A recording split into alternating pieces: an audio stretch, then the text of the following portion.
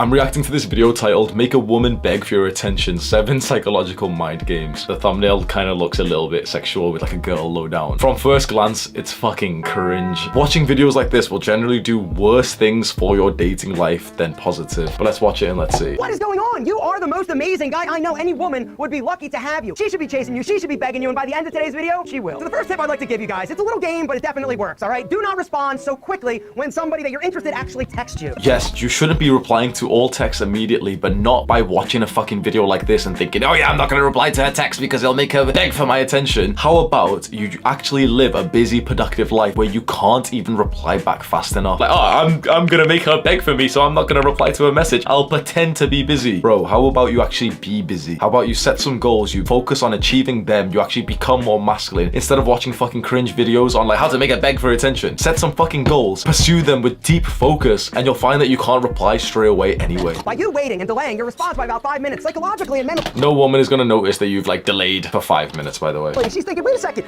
does he not realize? Did he not see my text? He knows you saw her text. Don't always initiate the text, right? If you're the one that is always reaching out, if you're the one that's always making contact first, this doesn't allow her time to miss you. It doesn't allow her time to think, oh, I wonder what Brian's doing. I wonder. Yeah, this is good advice. I do like this one. Don't always reach out first. If you find that you're the one initiating contact, like literally every single time, you're the one who's messaging her first, you're organizing things, it probably shows like a lack of attraction from her side. She could also just be shy or insecure. But generally, if I always message like a person first, or if I'm always inviting them and they don't really do that much to me, I lose interest in them personally. And this is just out of like a level of respect for myself. And so you should probably hold the same thing. Well, Alpha, what if she never texts? Which is a risk, but it's less of a risk if you do the third trick, and that is send her pictures of fun shit you're doing. So what he said is, if she's not like texting you first, send her a picture of like you having fun so she feels like she missed out. That's a little bit like forced and cringe. The best thing you can do is show like fun, exciting things you do on social media. Like for example, put it onto your Instagram story, post it onto Instagram or Snapchat, and then she'll probably see it from that. This is way more efficient than just sending it to like one person at a time anyway, because then you'll have like tens, hundreds of women who like look at your story and see that you're doing something awesome. Now, here's how you can elevate it to next level, right? So when she text messages you, hey, what are you doing? And you don't respond right away, the next response can be, oh, sorry, I missed your text. I was working out. See what I did there? Working out. Ooh, mommy likey, right? And she, ooh,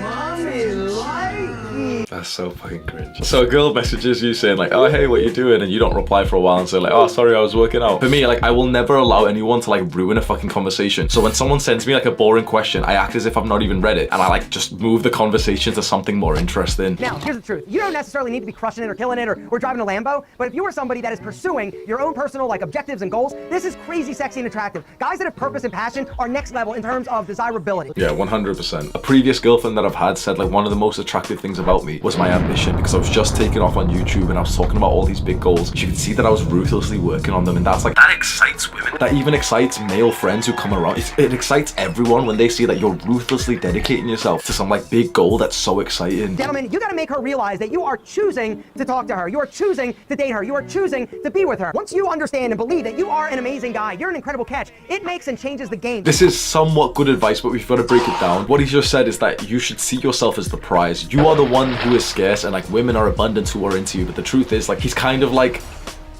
he's saying this to an audience who clearly it's not true for. If you need these tactics, it shows that like the fundamental part of you, like your actual character, like the deeper things of you, is all fucked up. Trying to implement like the quick tactics that the high level successful men automatically do is not gonna get you the same results. You need to become one of these men. Be tired of being a fucking loser. If you got like flab around your fucking stomach, you're not productive, you're not making money, you're not confident, you sit down on your computer chair for like 10 hours a day, you live with your parents.